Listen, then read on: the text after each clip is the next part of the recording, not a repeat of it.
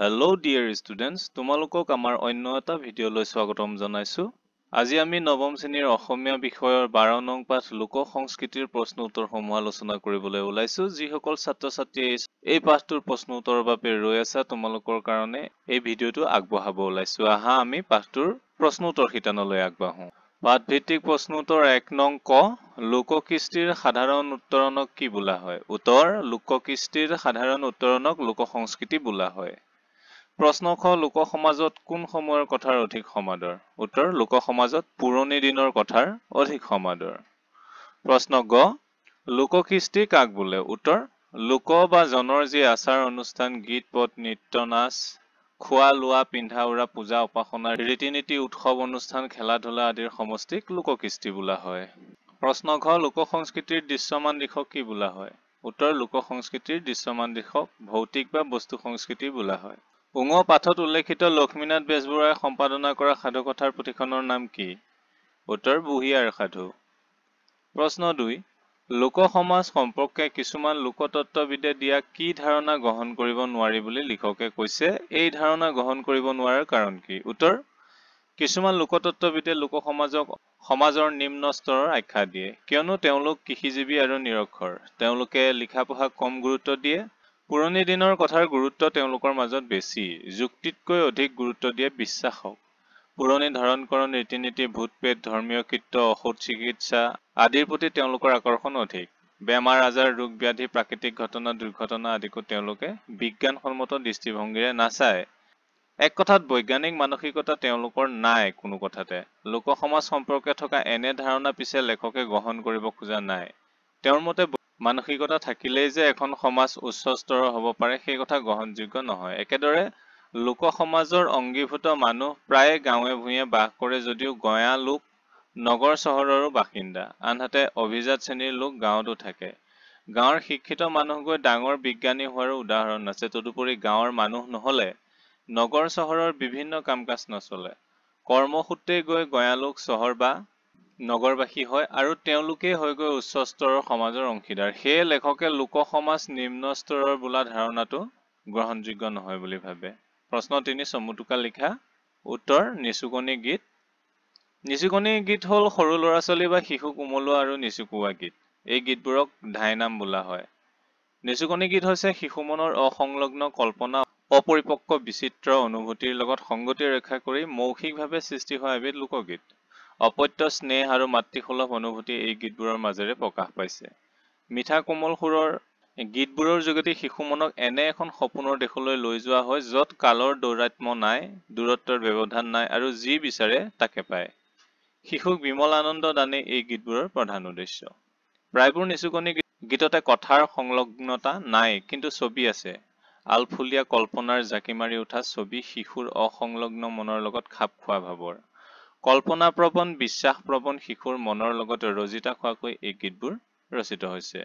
প্ৰিয় ছাত্ৰ-ছাত্ৰীসকল এনেধৰণৰ ভিডিঅ' পাই থাকিবৰ বাবে আমাৰ চেনেলটো এতিয়াই ছাবস্ক্ৰাইব কৰি বেল আইকনটো ক্লিক কৰি থৈ দিবা। তেতিয়া তোমালোকৰ প্ৰয়োজনীয় ভিডিঅ' দিলে নটিফিকেশ্যনবোৰ সময়মতে পাই যাবা। আৰু এই ভিডিঅ'টোত এটা লাইক কৰি দিবা। লাইক কৰিলে আমি ভিডিঅ' বনাবলৈ অলপ উৎসাহী হওঁ। যি কি নহওক আমি পৰৱৰ্তী প্ৰশ্নলৈ আগবাঢ়িছো। ইয়াৰ পিছত আছে মালিতা বা কাহিনী গীত।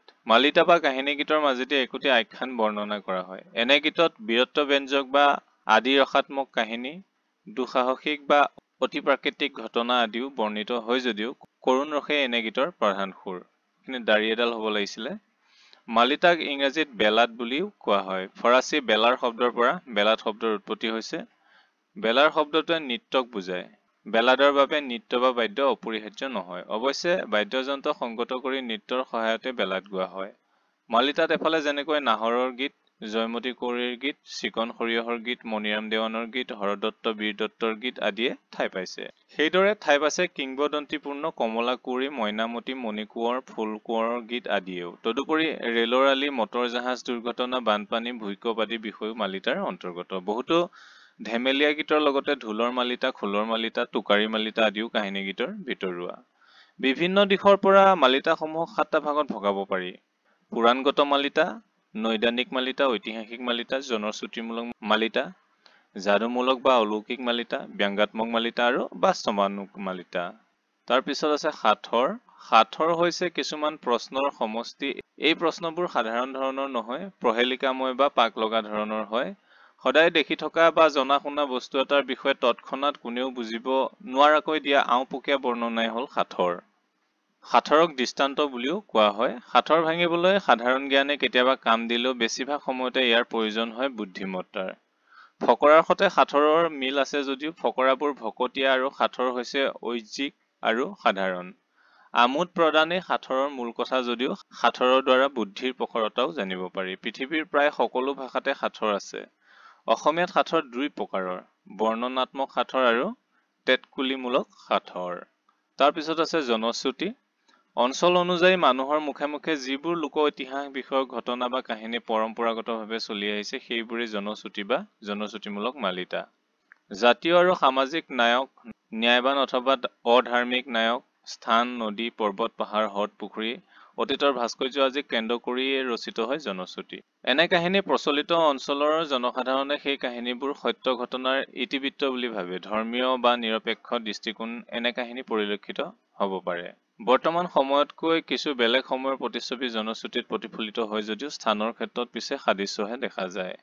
সতীৰাধিকাৰ গীত, বেউলা লক্ষীন্দৰৰ গীত, বৰনদীৰ গীত, ভৰলীৰ গীত আদি জনশ্ৰুতিৰ ওপৰত নিৰ্ভৰশীল জনশ্ৰুতিমূলক মালিতা। তাৰপিছত আছে জিকিৰ। জিকিৰ শব্দটোৰ অৰ্থ আৰবী জিকৰ শব্দৰ সৈতে একে। ইয়াৰ অৰ্থ স্মৰণ কৰা। মূলতঃ ইছলাম ধৰ্মৰ সৈতে জড়িত জিকিৰৰ প্ৰধান অৰ্থ হৈছে আল্লাহৰ নাম, গুণ পুনঃ পুনঃ উচ্চাৰণ কৰা। জিকিৰৰ ৰচক হৈছে শ্বাহ মিলন বা আজান পীৰ বা আজান ফকীৰ। মুক্ত পৰিৱেশত আল্লাহক স্মৰণ কৰাটোৱে জিকিৰৰ ব্যৱস্থা। ইছলাম ধৰ্মই নিৰাকাৰ স্ৰষ্টাক বিশ্বাস কৰে। জিকিৰবোৰত এই বাণী পোৱা যায়। আজান ফকীৰৰ জিকিৰক দুটা বহল ভাগত ভগাব পাৰি। এটা ভাগে শিক্ষা দিয়া ফৰজ, সুন্নত, ৱাজিব আদি কামবোৰ পালন কৰাৰ। আকৌ দ্বিতীয়টো ভাগত পোৱা যায় মাৰিফত, হকিকত আদিৰ গুহাৰ্থ, চুফি ধাৰণা বা আধ্যাত্মিক সাধনাৰ আলোচনা। কিছুমান জিকিৰৰ বিষয়বস্তু আকৌ সমসাময়িক ত্ৰান্ত্ৰিক শক্তি বা বৈষ্ণৱ কথা কাহিনী। ইয়াৰ পিছত আছে দেহ বিচাৰৰ গীত। বুঢ়া ভকত, সংসাৰ বিৰাগী লোক, বৰাগী আদিয়ে হাতত তাল, বেণু, খঞ্জৰি, টোকাৰী, তাল প্ৰভৃতি বাদ্যযন্ত্ৰ বজাই গীত গাই গাই চাউল পাত ঘৰে ঘৰে খুজি মাগি ফুৰে। এনে গীতেই দেহ বিচাৰৰ গীত। এই গীতবোৰ টোকাৰী গীতৰ অন্তৰ্গত। দেহ বিচাৰৰ গীতবোৰ সাংকেতিক, প্ৰতীকধৰ্মী বা ৰূপকধৰ্মী। শৰীৰ, সংসাৰ, জীৱাত্মা, পৰমাত্মা, গুৰু, ভকত সম্পৰ্কীয় দাৰ্শনিক কথাৰে দেহ বিচাৰৰ গীতবোৰ পৰিপুষ্ট। এই গীতবোৰত সংসাৰক নদী, অতিথিশালা আদি ৰূপত কল্পনা কৰি মানুহক বাটৰুৱা, হাতৰুৱা, অতিথি আদি ৰূপত কল্পনা কৰি সংসাৰৰ দুখ চেতনা, অনিন্নতা আদি প্ৰকাশ কৰা দেখা যায়। তাৰপিছত আছে হুঁচৰি গীত। বহাগ বিহুত গাঁৱৰ ৰাইজে ঢোল, পেঁপা, তাল আদি লৈ ঘৰে ঘৰে গৈ গৃহস্থৰ মংগল কামনা কৰি সামূহিকভাৱে গোৱা বিহুৰ গীতেই হুঁচৰি গীত। হুঁচৰি মূলতঃ পুৰুষৰ অনুষ্ঠান। এই গীতবোৰ সাধাৰণতে মৌন ভাৱ বৰ্জিত গহীন গীত। ই আশীৰ্বাদসূচক আৰু মাৰ্জিত ধেমালিৰে পূৰ্ণ। ঈশ্বৰৰ নামেৰে এই গীত আৰম্ভ কৰা হয় আৰু সমূহ ৰাইজৰ মাজত গাব পৰা অশ্লীলতা নথকা বিহু নামেৰে নৃত্যগীত কৰা হয়। হুঁচৰিৰ শেষত গৃহস্থই ফুলাম গামোচা, পইচা আদি শৰাইত আগবঢ়াই ৰাইজৰ ওচৰত বছৰটোৰ বাবে আশীৰ্বাদ ভিক্ষা কৰে। হুঁচৰি গীতৰ জৰিয়তে আনন্দ লাভ কৰাৰ লগতে মানসিক শান্তিও পোৱা যায়। প্ৰশ্ন নং 4। লোকজীৱন তিনিটা ভাগত বিভক্ত। লোকজীৱন কি কি তিনিটা ভাগত বিভক্ত? প্ৰত্যেকটি ভাগৰে চমুৱা ভাগ দিয়া। উত্তৰ: লোকজীৱন তিনিটা ভাগত বিভক্ত। সেইবোৰ ক্ৰমে সামাজিক আচাৰ অনুষ্ঠান, ভৌতিক বা বস্তু সংস্কৃতি আৰু পৰিবেশ্য কলা। এতিয়া সামাজিক আচাৰ অনুষ্ঠান হৈছে মানুহ সামাজিক প্ৰাণী। সমাজ পাতি বাস কৰা মানুহৰ মাজত পৰম্পৰাগতভাৱে প্ৰচলিত আছে কিছুমান লোকবিশ্বাস। তেনে লোকবিশ্বাসৰ আশ্ৰয়তে গঢ় লয় সামাজিক আচাৰ অনুষ্ঠানে। সমাজ আৰু পৰিয়ালৰ মাজত অনুষ্ঠিত কৃষি বা খেতি বাতি, জন্ম, বিবাহ, মৃত্যু আদি বিষয়ক ৰীতি-নীতি, আচাৰ ব্যৱস্থা, অনুষ্ঠান আদিয়েই হ'ল সামাজিক আচাৰ অনুষ্ঠান। সামাজিক আচাৰ অনুষ্ঠানক চাৰিটা ভাগত ভগাব পাৰি: উৎসৱ অনুষ্ঠান, অৱসৰ বিনোদন আৰু খেল ধেমালি, লোক ঔষধ আৰু লোকধৰ্ম। খ. ভৌতিক বা বস্তু সংস্কৃতি। লোক সংস্কৃতিৰ যিটো দিশ দৃশ্যমান সেয়াই ভৌতিক বা বস্তু সংস্কৃতি। জীৱন ধাৰণৰ বাবে প্ৰয়োজনীয় সমল নিৰ্মাণেই ভৌতিক সংস্কৃতিৰ মূল বিষয়। খোৱা লোৱা, বস্তু সামগ্ৰী আদিৰ ৰন্ধা বঢ়া প্ৰস্তুতি আদিও ভৌতিক সংস্কৃতিৰ অধ্যয়ন সামগ্ৰী। লোককলা, লোকশিল্প, লোকস্থাপত্যকলা, লোক আভৰণ আৰু লোকৰন্ধন প্ৰণালী আদি হৈছে ভৌতিক সংস্কৃতিৰ উপবিভাগ। তাৰপিছত আছে পৰিবেশ্য কলা। যাক পৰিবেশন কৰা হয় সিয়ে পৰিবেশ্য কলা। কোনো এটা সাধু কথা কোৱা বা লোকগীত গোৱাকে পৰিবেশন কৰা বোলে। এজন বা কেইবাজনো লোকে লোকবাদ্যযন্ত্ৰ, নৃত্যৰ পোচাক পৰিচ্ছদ আৰু দৃশ্য বিৱৰণীৰ সৈতে ৰূপায়ণ কৰা পদ্ধতিও পৰিবেশ্য কলাৰ অন্তৰ্গত। গীত, নৃত্য, নাটক, বাদ্যযন্ত্ৰ আদি পৰিবেশ্য কলাৰ পৰিসৰৰ ভিতৰুৱা। প্ৰশ্ন 5 বহলাই লিখা সামাজিক আচাৰ অনুষ্ঠান। উত্তৰ সামাজিক আচাৰ অনুষ্ঠান সমাজ আৰু পৰিয়ালৰ মাজত অনুষ্ঠিত কৃষি বা খেতি-বাতি, জন্ম, বিবাহ, মৃত্যু আদি বিষয়ক ৰীতি-নীতি, আচাৰ ব্যৱস্থা, অনুষ্ঠান আদিয়ে সামাজিক আচাৰ অনুষ্ঠান। সামাজিক আচাৰ অনুষ্ঠান দৰাচলতে পৰম্পৰাগত জীৱনৰ প্ৰতিফলন মাথোন আৰু ই লোক সমাজৰ আশ্ৰয়ী। সমাজৰ ৰীতি-নীতি, আচাৰ ব্যৱহাৰ আদি লোকবিশ্বাসৰ ওপৰত নিৰ্ভৰশীল। কিছুমান ৰীতি-নীতি, আচাৰ ব্যৱহাৰ সুনিৰ্দিষ্ট আৰু স্থানীয়। লোকসাধাৰণৰ সামাজিক আৰু ধৰ্মীয় দিশৰ পৰিচয় পোৱা যায় সামাজিক আচাৰ অনুষ্ঠানৰ মাজেদিয়ে। যিবোৰ আচাৰ অনুষ্ঠান আৰু ৰীতি-নীতি যাদুমূলক আৰু ধৰ্মীয় ভাৱসম্পন্ন সেইবোৰক ক্ৰিয়াকাণ্ড বা আচাৰ পদ্ধতি বোলে। সামাজিক আচাৰ অনুষ্ঠান 4টা ভাগত বিভক্ত: উৎসৱ অনুষ্ঠান, অৱসৰ বিনোদন আৰু খেল-ধেমালি, লোক ঔষধ আৰু লোকধৰ্ম। উৎসৱ অনুষ্ঠান হৈছে ৰাজহুৱা ক্ৰিয়াকাণ্ড, আচাৰ অনুষ্ঠানৰ সৈতে আন আন সামাজিক আচৰণ সংমিশ্ৰণ হৈ সৃষ্ট সামাজিক লোকাচাৰ। গীত, নৃত্য, শোভাযাত্ৰা আদি এনে লোকাচাৰৰ ভিতৰুৱা উৎসৱ অনুষ্ঠান প্ৰতিষ্ঠিত হয় ধৰ্মীয় আৰু ধৰ্মনিৰপেক্ষ ঐতিহ্যৰ ওপৰত। পৰম্পৰাগত খেল-ধেমালি আৰু অৱসৰ বিনোদনো সামাজিক আচাৰ অনুষ্ঠানৰ ভিতৰুৱা। টাংগুটি, লুকা-লুকি, ভেকুত-কুট, ধূপ খেল আদি পৰম্পৰাগতভাৱে চলি অহা খেল। লোকধৰ্ম উপাসনা পদ্ধতিৰ গতি নিৰ্ণায়ক। নানা ধৰণৰ পূজা উপাসনা আদি লোকধৰ্মৰ অন্তৰ্গত। লোক ঔষধৰ ক্ষেত্ৰত প্ৰকৃতি আৰু যাদুবিদ্যা উভয়ৰে প্ৰভাৱ সুস্পষ্ট। বনৌষধি আৰু যাদুৰ সহায়ত জীৱৰ ৰক্ষা পৰা দেখা যায়। বিভিন্ন থলুৱা ঔষধৰ দ্বাৰা বেজ বা উজাই ৰোগ নিৰাময় কৰে। লোক ঔষধৰ ক্ষেত্ৰত মন্ত্ৰৰ প্ৰয়োগো তাৎপৰ্যপূৰ্ণ। তাৰপিছত খ নম্বৰ লোক পৰিবেশ্য কলা। উত্তৰ যাক পৰিবেশন কৰা হয় সিয়ে পৰিবেশ্য কলা। লোক পৰিবেশ্য কলাসমূহ কৃষক ৰাইজৰ দৈনন্দিন জীৱনৰ সৈতে জড়িত। পৰম্পৰাগত সংগীত, নৃত্য, নাচ, সংগীত আদিয়ে হৈছে লোক পৰিবেশ্য কলাৰ উপাদান। কোনো এটা সাধু কথা কোৱা বা লোকগীত গোৱাকে পৰিবেশন কৰা বোলে। এজন বা কেইবাজনো লোকে লোক বাদ্যযন্ত্ৰ, নৃত্যৰ পোচাক পৰিচ্ছদ আৰু দৃশ্য বিৱৰণীৰ সৈতে ৰূপায়ণ কৰা পদ্ধতিও পৰিবেশ্য কলাৰ অন্তৰ্গত। গীত, নৃত্য, নাটক, বাদ্যযন্ত্ৰ আদি পৰিবেশ্য কলাৰ পৰিসৰৰ ভিতৰুৱা। মূলতঃ গাঁৱলীয়া সমাজৰ পাৰদৰ্শী গায়ক, নৰ্তক, বায়ন, অভিনেতাসকল লোক পৰিবেশ্য কলাৰ ধাৰক আৰু বাহক হোৱা দেখা যায়। লোক পৰিবেশ্য কলাৰ 4টা উপাদান নৃত্য, গীত, বাদ্য আৰু অভিনয়ৰ সমাহাৰ সম্পূৰ্ণৰূপে কেৱল নাট্যকলাতে পোৱা যায়। পুতলা নাচ, ওজাপালি, ঢুলীয়া অনুষ্ঠান, খুলীয়া, ভাওনা, কুশান গান, ভাৰী গান আদি লোকনাট্য অনুষ্ঠানসমূহ লোক পৰিবেশ্য কলাৰ অন্তৰ্গত। বিহু নৃত্য, বৈশাগু, বাগৰুম্বা, গুমৰাগ, বাইডিমা, চাগৰা নাচ, ঝুমুই আদিও লোক পৰিবেশ্য কলাৰ ভিতৰুৱা।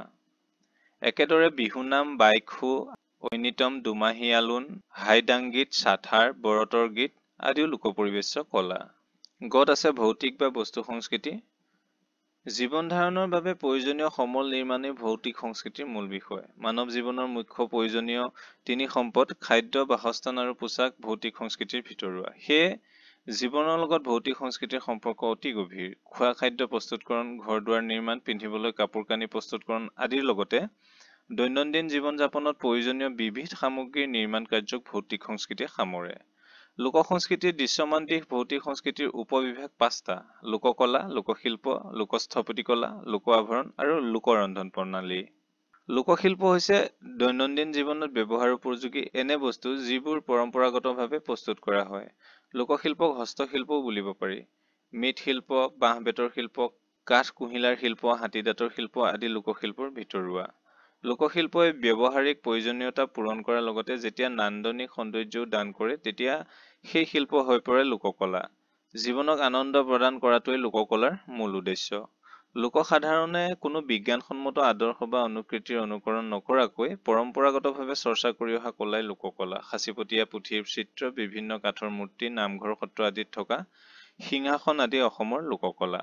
পৰম্পৰাগত প্ৰকৃতিলব্ধ সামগ্ৰী যেনে বাঁহ, বেত, ইকৰা, খেৰ, কাঠ আদিৰে নিৰ্মিত ঘৰ-দুৱাৰবোৰেই লোকস্থপতি কলা। এনে কলাৰ নিৰ্মাণৰ বাবে সাধাৰণতে পৰম্পৰাগতভাৱে শিকা কথা, বুঢ়া-মেথাৰ বচন, ডাক পুৰুষৰ বাণী আদিৰ অনুসৰণ কৰা হয়। নামঘৰ, মন্দিৰ, গোসাঁইঘৰ, ভঁৰালঘৰ, ঢেঁকীঘৰ, তাঁতঘৰ, গোহালিঘৰ, বৰঘৰ, চৰাঘৰ, পাটচৰা, পাটঘৰ, হোলোংঘৰ, শিঙৰিঘৰ, টোপদিয়া ঘৰ আদি অসমৰ স্থপতিৰ নিদৰ্শন।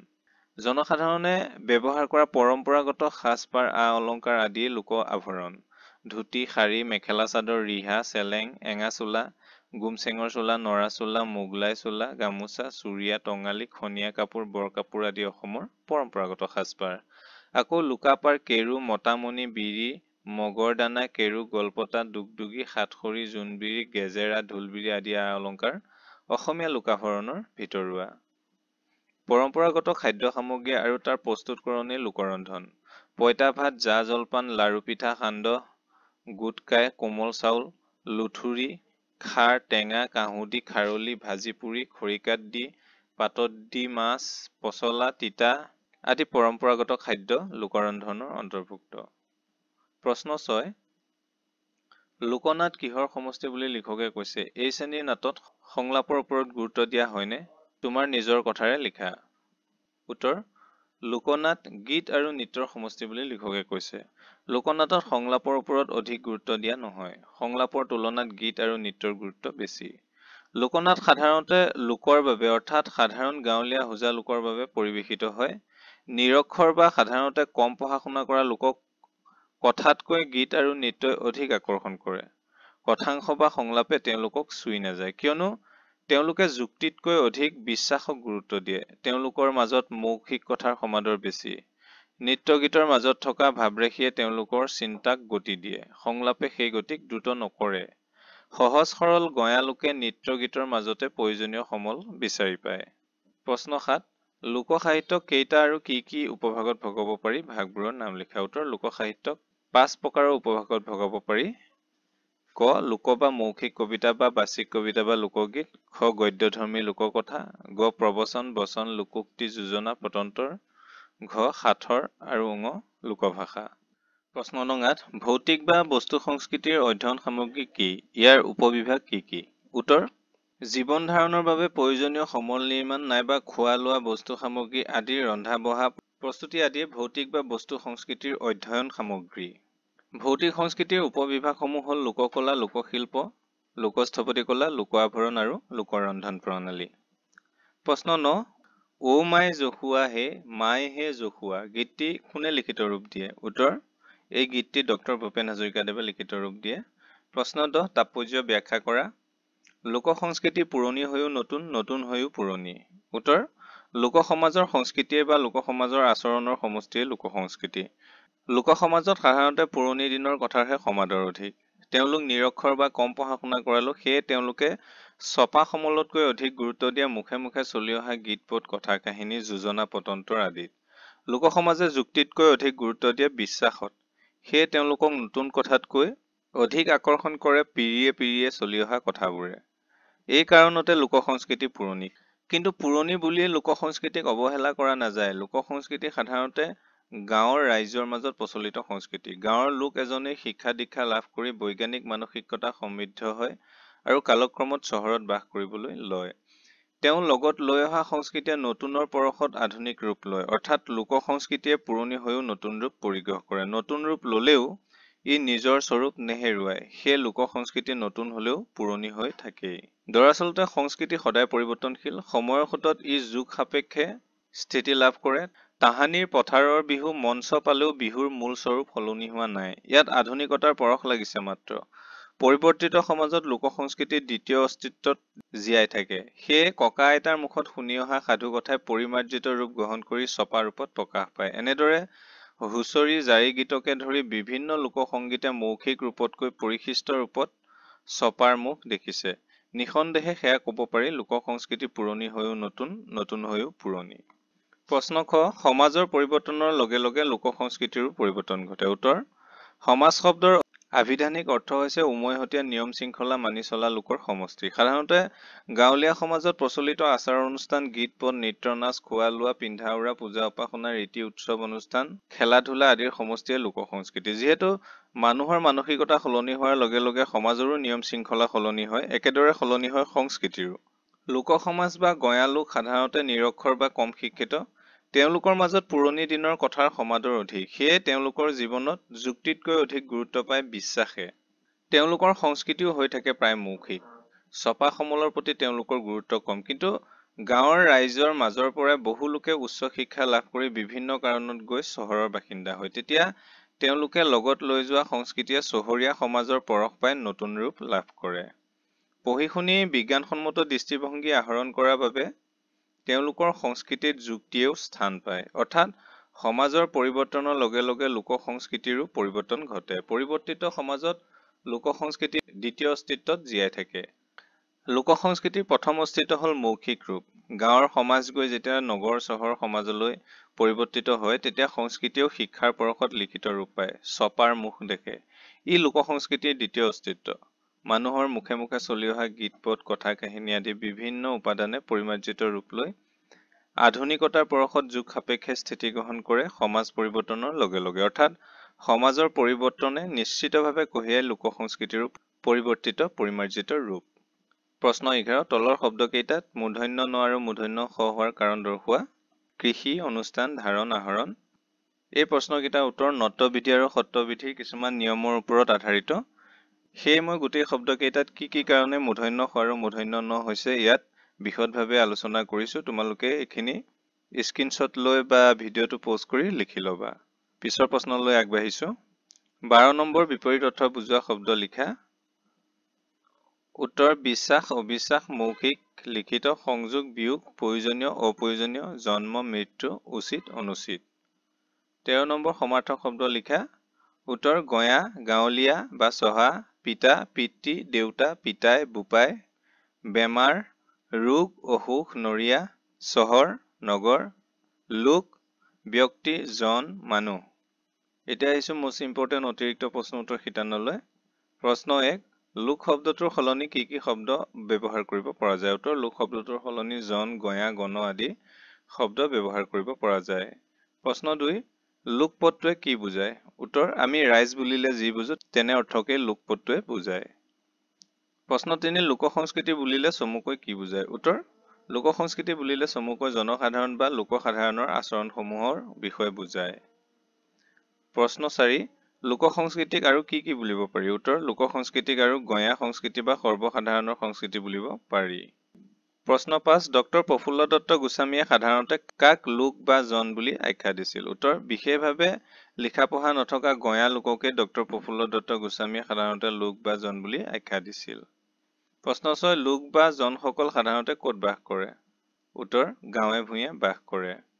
প্ৰশ্ন 7 গঞা লোকসকলৰ প্ৰধান জীৱিকা কি? উত্তৰ কৃষি। প্ৰশ্ন 8 গঞা লোকসকলে ছপা সমল বা কিতাপ আলোচনীতকৈ কিহত অধিক গুৰুত্ব দিয়ে? উত্তৰ গঞা লোকসকলে ছপা সমল বা কিতাপ আলোচনীতকৈ মুখে মুখে চলি অহা গীত পদ কথা কাহিনী যোজনা পতন্তৰ আদিত অধিক গুৰুত্ব দিয়ে। প্ৰশ্ন 9 লোক জীৱনত কিহক যুক্তিতকৈ অধিক গুৰুত্ব দিয়া হয়? উত্তৰ বিশ্বাসক যুক্তিতকৈ অধিক গুৰুত্ব দিয়া হয়। প্ৰশ্ন 10 লোক সমাজত গভীৰ বিশ্বাসে কিহৰ প্ৰতি মানুহৰ মনবোৰ সৰ্বদা আকৃষ্ট কৰি থাকে? উত্তৰ লোক সমাজত গভীৰ বিশ্বাসে পুৰণি ধৰণকৰণ ৰীতি নীতি ভূতপ্ৰেত ধৰ্মীয় কৃত্য ঔষধ চিকিৎসা আদিৰ প্ৰতি মানুহৰ মনবোৰ সৰ্বদা আকৃষ্ট কৰি থাকে। প্ৰশ্ন 11 লোক সমাজত কোনবোৰ কথাৰ সমাদৰ অধিক? উত্তৰ লোক সমাজত পুৰণি দিনৰ কথাৰ সমাদৰ অধিক। প্ৰশ্ন 12 কিহৰ জৰিয়তে শাস্ত্ৰীয় সংস্কৃতিৰ জন্ম হয়? উত্তৰ লোককৃষ্টিৰ পৰিমাৰ্জনৰ জৰিয়তে শাস্ত্ৰীয় সংস্কৃতিৰ জন্ম হয়। প্ৰশ্ন 13 লোক সংস্কৃতিৰ বিষয়বস্তুক প্ৰধানভাৱে কেই ভাগত ভগাব পাৰি আৰু কি কি? উত্তৰ লোক সংস্কৃতিৰ বিষয়বস্তুক প্ৰধানভাৱে দুটা ভাগত ভগাব পাৰি। প্ৰথমটো লোক সাহিত্য বা বাচিক কলা আৰু দ্বিতীয়টো হ'ল লোকজীৱন। প্ৰশ্ন 14 নিচুকনি গীত কি? উত্তৰ কেঁচুৱা ল'ৰা ছোৱালীক নিচুকাবলৈ গোৱা গীতেই হ'ল নিচুকনি গীত। 15 সামাজিক আচাৰ অনুষ্ঠানবোৰ প্ৰধানভাৱে কিহৰ সৈতে জড়িত? উত্তৰ লোকবিশ্বাসৰ সৈতে জড়িত। প্ৰশ্ন 16 ভৌতিক সংস্কৃতিৰ উপবিভাগ কেইটা কি? উত্তৰ ভৌতিক সংস্কৃতিৰ উপবিভাগ কেইটা হ'ল লোককলা, লোকশিল্প, লোকস্থপতি কলা, লোক আভৰণ আৰু লোকৰন্ধন প্ৰণালী। প্ৰশ্ন 17 লোক সংস্কৃতি নামৰ প্ৰবন্ধটোৰ লেখক কোন? উত্তৰ ডক্টৰ নবীন চন্দ্ৰ শৰ্মা। প্ৰশ্ন 18 কোনখন পুথিৰ যোগেদি ডক্টৰ নবীন চন্দ্ৰ শৰ্মাই অসমৰ ৰাইজৰ ওচৰত ওজাপালি অনুষ্ঠানটোক মেলি ধৰে? উত্তৰ অসমৰ ওজাপালি নামৰ পুথিখনৰ যোগেদি ডক্টৰ শৰ্মাই অসমৰ ৰাইজৰ আগত ওজাপালি অনুষ্ঠানটোক মেলি ধৰে। প্ৰশ্ন 19 ডক্টৰ নবীন চন্দ্ৰ শৰ্মাই ৰচনা কৰি প্ৰকাশ কৰা পুথিৰ সংখ্যা কিমান? উত্তৰ প্ৰায় 97খন। প্ৰশ্ন 20 পৰিবেশ্য কলাৰ পৰিসৰে কি কি সামৰি লয়?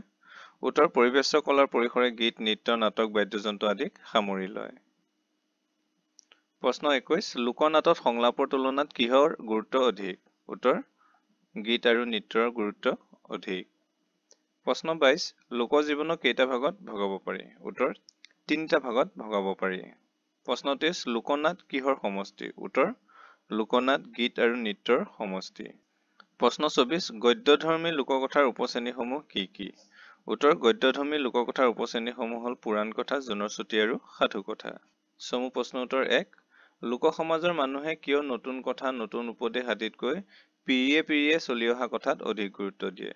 উত্তৰ লোক সমাজৰ মানুহবোৰ সাধাৰণতে কম পঢ়া শুনা বা নিৰক্ষৰ হোৱাৰ বাবে তেওঁলোকে ছপা সমল বা কিতাপ আলোচনীতকৈ মুখে মুখে চলি অহা গীত পদ, যোজনা, পতন্তৰ, আবু আইতাৰ সাধু কথা, ৰামায়ণ মহাভাৰত বা কোৰাণ বাইবেল জাতক আদিৰ কথা শুনি সীমাহীন আনন্দ লাভ কৰে আৰু তুলনামূলকভাৱে অধিক গুৰুত্ব দিয়ে।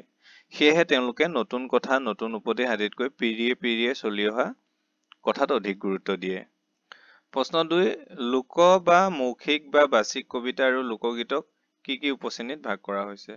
উত্তৰ লোক বা মৌখিক বা বাচিক কবিতা আৰু লোকগীতক মালিতা বা কাহিনী গীত বা বৰদৈ গীত, ধৰ্মীয় গীত, প্ৰণয় গীত, কৰ্মগীত, উৎসৱ অনুষ্ঠানৰ গীত বা সংস্কাৰমূলক গীত, নিচুকনি গীত, শিশুৰ খেল ধেমালিৰ লগত জড়িত গীত, তত্ত্বপূৰ্ণ গীত, বিদ্ৰুপাত্মক গীত আদি উপশ্ৰেণীত ভাগ কৰা হৈছে।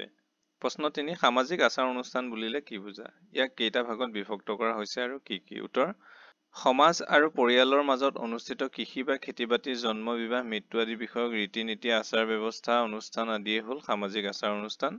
সামাজিক আচাৰ অনুষ্ঠানক 4টা ভাগত বিভক্ত কৰা হৈছে। এইকেইটা হ'ল উৎসৱ অনুষ্ঠান, অৱসৰ বিনোদন আৰু খেল ধেমালি, লোক ঔষধ আৰু লোকধৰ্ম।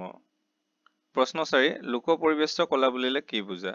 লোক পৰিবেশ্য কলাৰ উপাদানসমূহ কি কি? উত্তৰ লোকজীৱনৰ এটা ভাগ হৈছে লোক পৰিবেশ্য কলা। কোনো এটা সাধুকথা কোৱা অথবা লোকগীত গোৱাকে পৰিবেশন বোলে আৰু এনেধৰণে পৰম্পৰাগতভাৱে চলি অহা গীত, নৃত্য, নাটক, বাদ্যযন্ত্ৰ আদিক সামৰি লোৱা পৰিবেশ্য কলাকে লোক পৰিবেশ্য কলা বুলি কোৱা হয়। লোক পৰিবেশ্য কলাৰ উপাদানসমূহ হ'ল পৰম্পৰাগত সংগীত, নৃত্য, নাচ, নাট আদি। প্ৰিয় ছাত্ৰ-ছাত্ৰীসকল, এই পাঠটোৰ প্ৰশ্ন উত্তৰ ইমানতে সমাপ্ত হৈছে। অন্য এটি পাঠৰ প্ৰশ্ন উত্তৰলৈ আমি শীঘ্ৰেই তোমালোকৰ ওচৰলৈ আহি আছো। তেতিয়ালৈ আমাৰ চেনেলটো ছাবস্ক্ৰাইব কৰি ভিডিঅ'টোত এটা লাইক কৰি দিবা। আজিলৈ এৰিছো। ধন্যবাদ।